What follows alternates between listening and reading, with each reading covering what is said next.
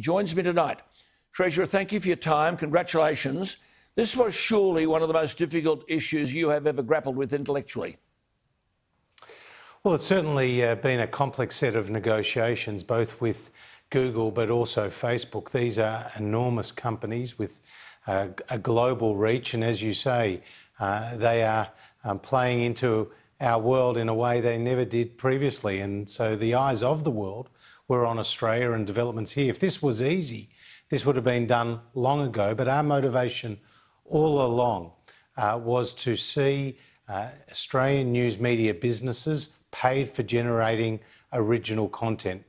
News media businesses are critical to our democracy as the fourth estate, as you know well, Alan, and the arrival of Google, Facebook and other big providers in that space has meant that there's been an unequal bargaining position, and this has raised real issues. So we got the ACCC to undertake a groundbreaking report. They did nearly 3 years of work on this process. It was commissioned by the then Treasurer and now Prime Minister Scott Morrison, and the end result is that the legislation has passed through the Parliament with bipartisan support, and commercial deals are now being done between those digital giants and Australian news media businesses. Yes. Treasurer, it was above all else, wasn't it, though, an issue of sovereignty. Our government, and I congratulate you on making this point many times, our government decides what does and does not happen in our country.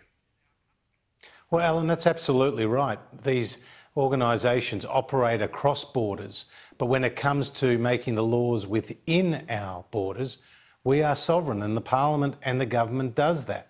And these companies need to adhere to those laws.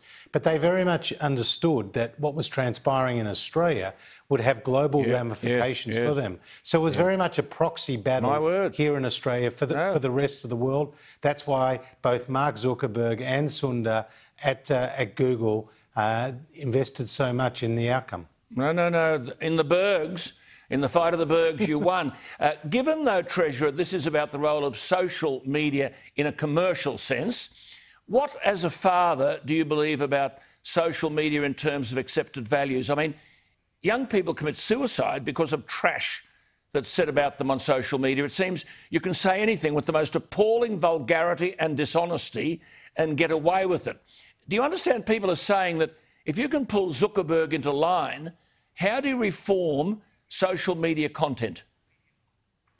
Well, firstly, we have to see that violent content removed from those digital platforms, and the Prime Minister took such measures to the G20, and obviously that was in the wake of those horrible Christchurch killings. So we are very much focused on holding the digital platforms to account for that illicit content. And you're right, the amount of material that gets published online, which does great harm to our young children, is very serious indeed. And that's why Paul Fletcher has done a great job putting in place a number of new measures and designed to curb that.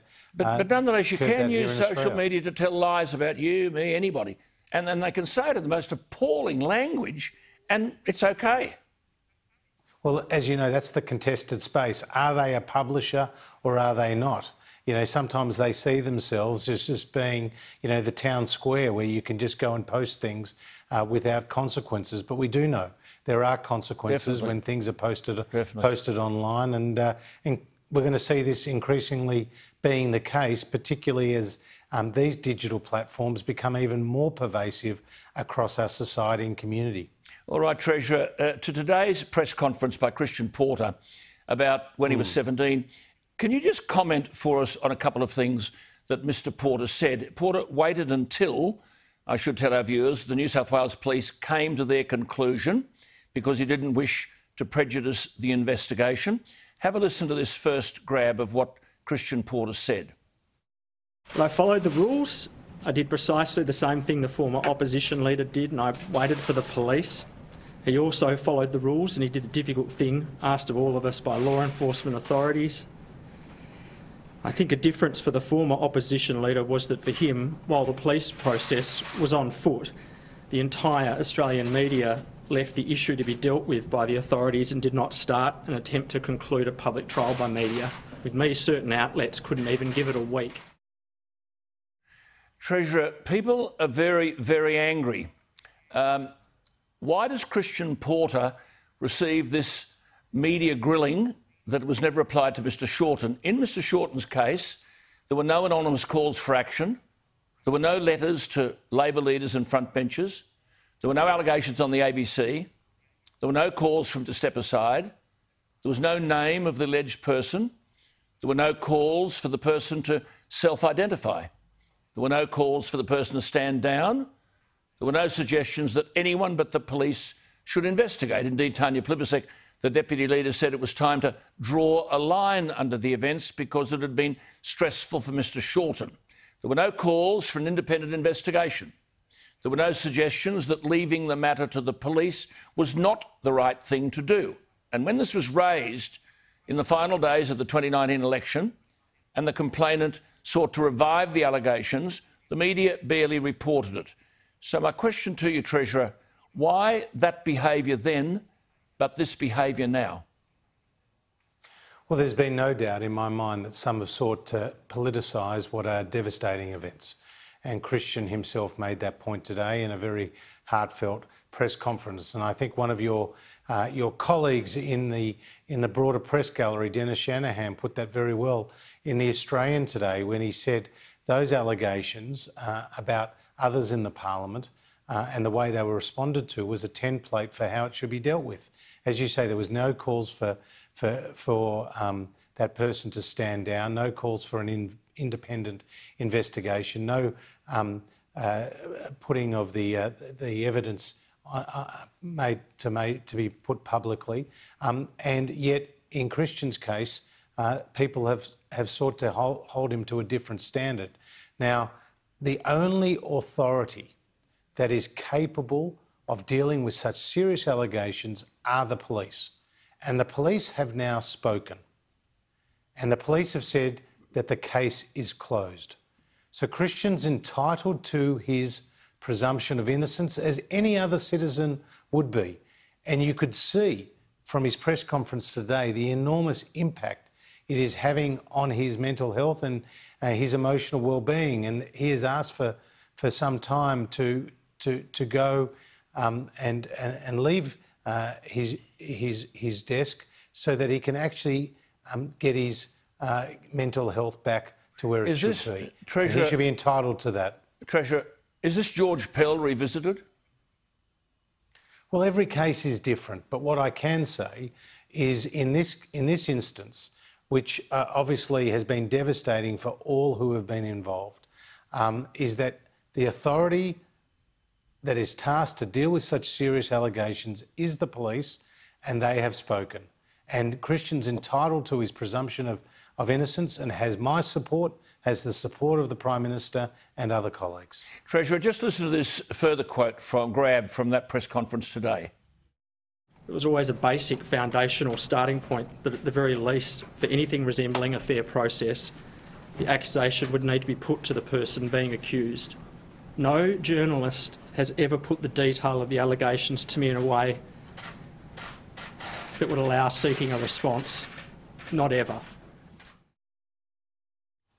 Treasurer, your thoughts?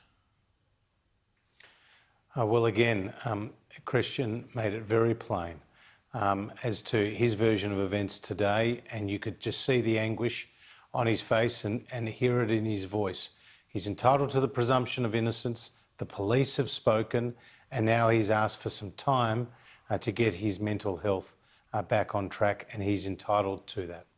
Where do you think this is going to go, Treasurer? Well, there's no doubt that others will seek to continue the politicisation of these issues.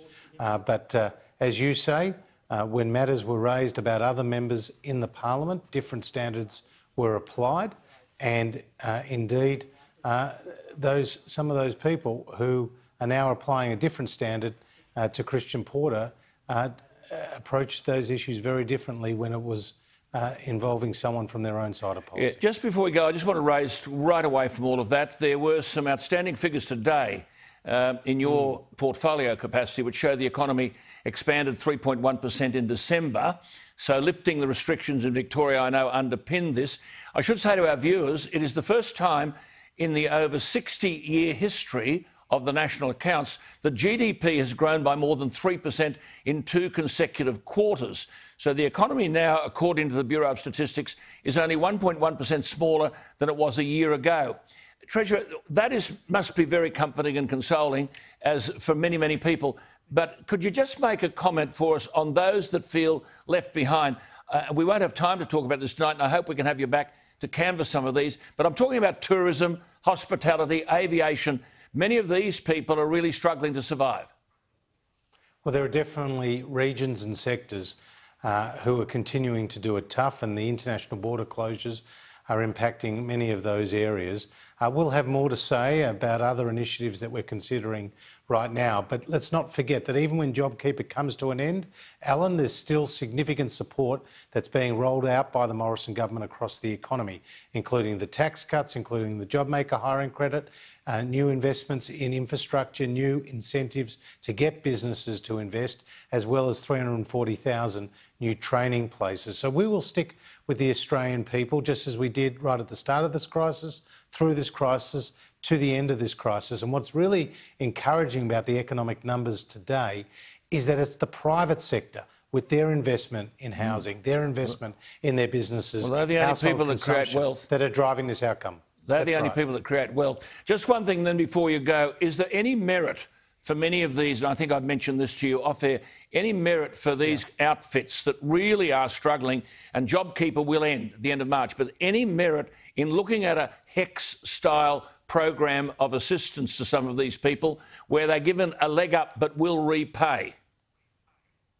Well, again, I'm not going to rule in or rule out specific measures other than to say we have been considering, Alan, other supports that we can provide to the economy. But all along in this crisis, our measures are designed to be temporary, they're designed to be targeted and with an exit strategy.